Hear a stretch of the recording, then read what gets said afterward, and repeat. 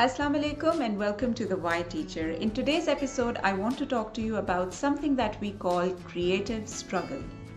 Teachers often see themselves as superheroes, and the moment the child faces a challenge or difficulty, they jump in and try to solve the problem for the child. And just like that, you create a classroom of needy children. Each time your children are going to face a problem, they're going to look up to their teacher to solve the problem for them. And this is a typical classroom where the teacher's name is repetitively called out because every child needs her. And just like that, we begin to believe that we've got a classroom of needy children. Whereas the reality is that we've created a classroom of needy children.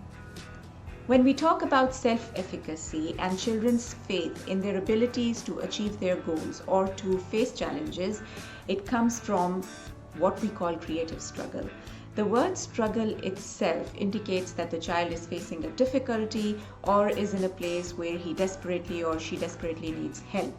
And that's where the teacher tends to feel the need to jump in and solve the problem for the child. However, if the teacher refrains herself from doing that, a very interesting process will take place. The problem pushes the children to start thinking about solutions, and when they do that, they begin the process of critical thinking. Critical thinking, as you know, is a stepwise process. So it pushes children to make connections, and this adds up to their metacognitive skills, which are essential for children to make real life connections and to see how things tend to connect to each other. And sure, it's really difficult to stand on a side and watch the child struggle, but this is what we call creative struggle.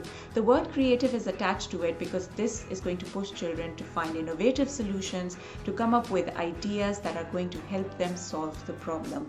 A little bit of struggle is really important for the children because it gives them the confidence when they are able to sort out a method. Each time you will leave a child, they're going to amaze you with their abilities to find solutions. And every solution does not need to be complete in its structure. Sometimes children tend to find a part of the solution which should also be acceptable.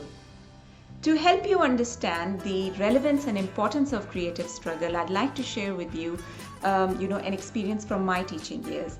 So while I was teaching grade 3, I remember that we used to celebrate Earth Day, and each time we would celebrate the day, I would encourage my children to take lead in, organizing the event and getting things, done in a way that, they would be fully engaged in decision making.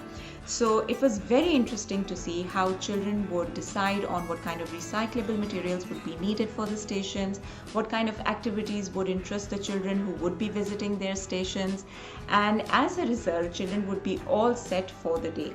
Now, the interesting thing that would happen and that I noticed with children was that when the program actually happened and children started to visit them, a lot of things would go wrong because the children had made these decisions on their own. And of course, children being children had thought a certain way, but things went a different way. So one of the things that I witnessed that I'd like to share with you was, to me, a great creative success was the painting station. So on the painting station, the children had set up lots of paper and paint brushes with paints for children to come and draw things.